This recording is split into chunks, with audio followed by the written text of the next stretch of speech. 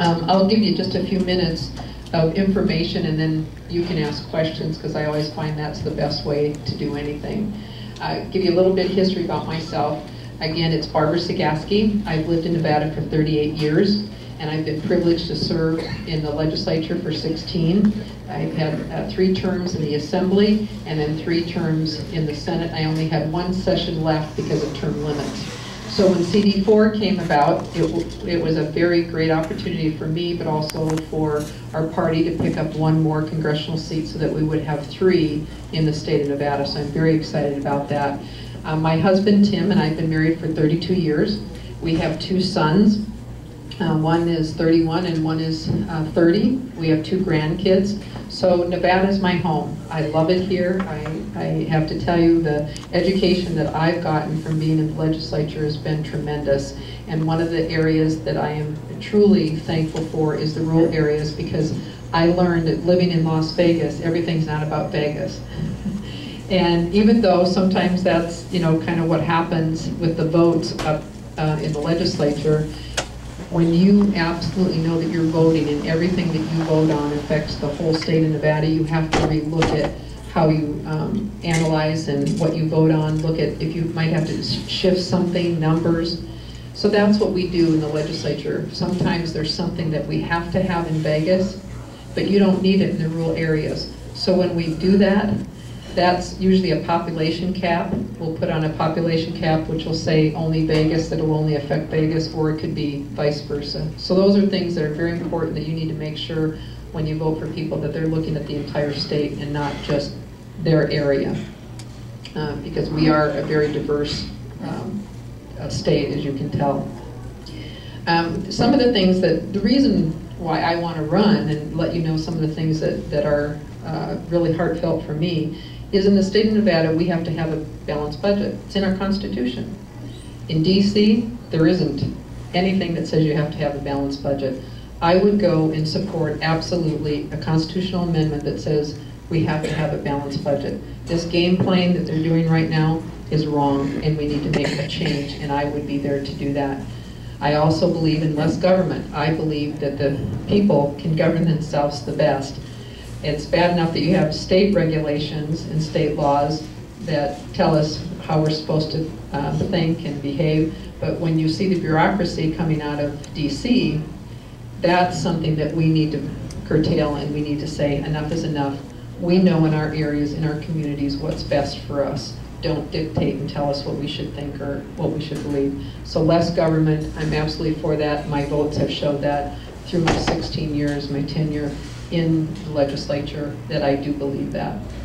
I also have been very, very concerned over the economy, the loss of jobs. That to me is one of the high priorities of what we need to be doing, not only statewide but national.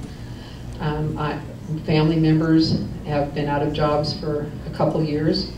I know the devastation, and I'm going to share with you one short story. We have been knocking on doors in the CD4 district. Over 10,000 of those doors we've knocked on. And we have teams that go out, and we actually collect a lot of data, information, to tell us more about what you're thinking as a voter. One of the doors that one of our young ladies knocked on was the wife of a construction worker. And as she was telling this young lady about what was going on in her life, she had tears talking about her husband had just taken his life. He had been out of work for 3 years, construction worker.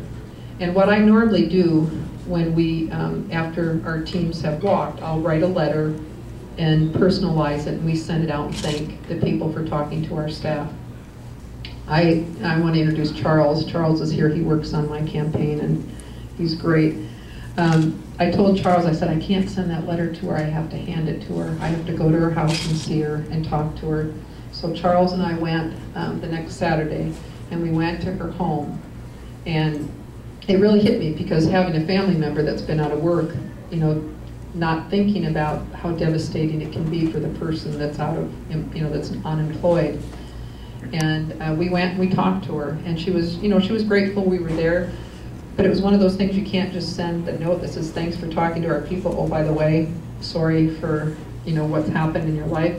it's something you have to go talk to.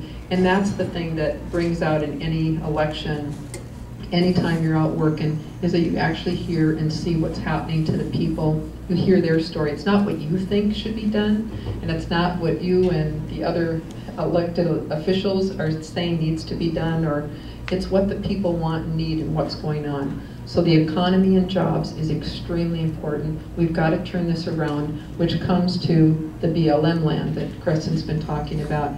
We need to make sure that we get our land and that we have our land so that we can make sure, especially in Las Vegas, I know that we have a great opportunity to bring some businesses in.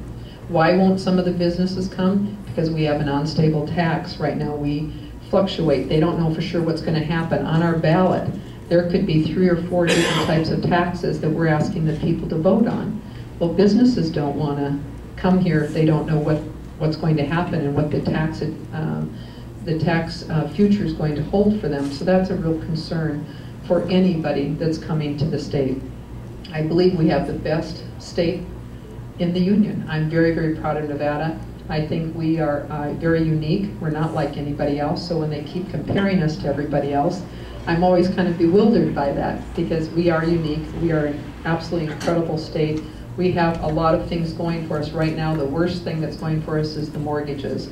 And I'm very concerned about the mortgage with the banks and what's not happening, and that's communication. And if there's anything that harms us more than anything else, it's lack of communication. And I think that's what has happened with the people that are in their homes, the banks. And when you talk to somebody, they'll tell you they've talked to 3 or 4 different people at a bank, at a branch. Nobody knows who anybody is, and they don't know that they talked to the other person. You talk about the paperwork. You send in the paperwork. Nobody knows where the paperwork is.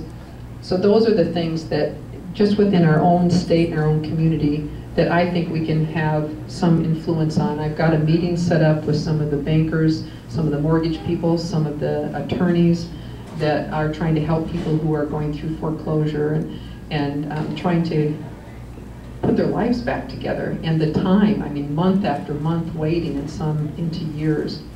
So those are some of the things I believe we can do, but we have to do it together. And that's why I'm very excited that we could have potentially another Republican in CD4. That would be Mark Amadei. Is it in a pretty safe district? We have Joe Heck. The only thing that's going to happen is the money that comes through. There's going to be a lot of money in these races when you see the presidential race once that starts. So that'll make up a huge difference as to how the campaigns go with that amount of money coming in nationally. The last thing I want, I think I'm too close.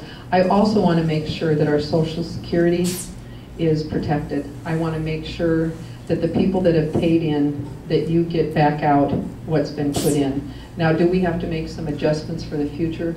Yes, we do, and those are some of the things we need to look for.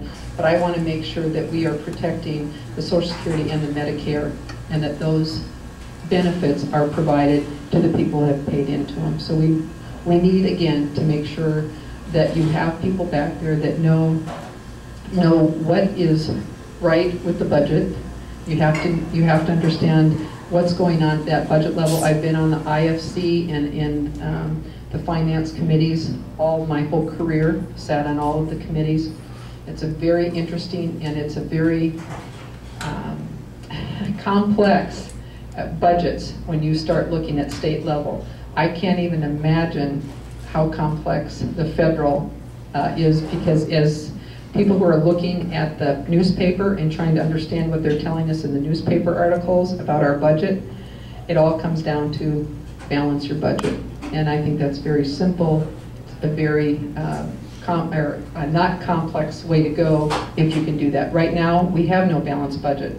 They're just spending money, but there's no cutoff. There's no saying, this is all the money that's come in, no more. We don't get that, and that's really unfortunate that that happens.